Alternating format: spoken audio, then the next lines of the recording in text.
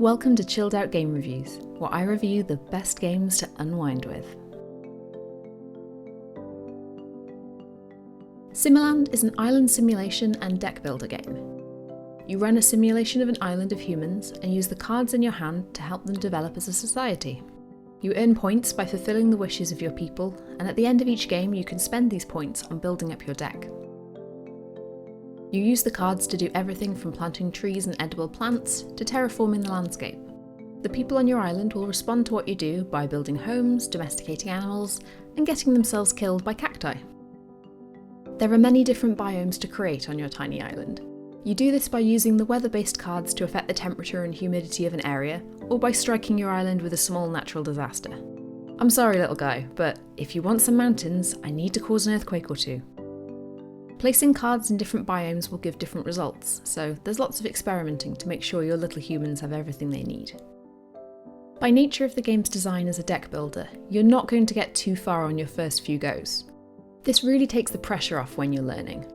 The goal is to do a little better each time, whether that's by getting access to more technologies, working out how on earth you managed to get the tropical biome that one time, or preventing you humans from becoming completely evil so they don't murder everything on sight.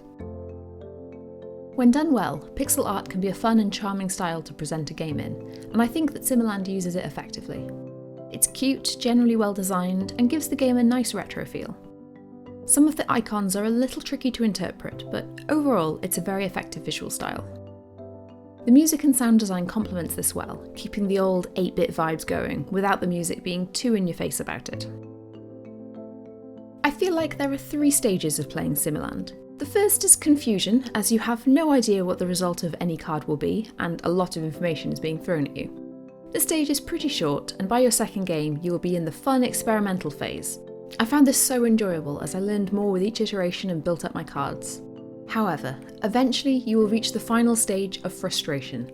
To reach the end of the game, you need to do very specific things in a specific way, and working out what the game's designer intended is very irritating. I'm sure these choices seemed logical to them, but I would never have worked them out without looking up the solutions on the wiki. I also find myself increasingly frustrated by the random element of drawing cards into your hand.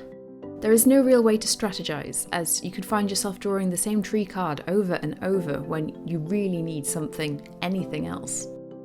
As such, I cannot give this one the chill out seal of approval, but I would still recommend Simmiland as a fairly low pressure strategy game. Thank you so much for watching. As always, a huge thank you to all my patrons over on Patreon.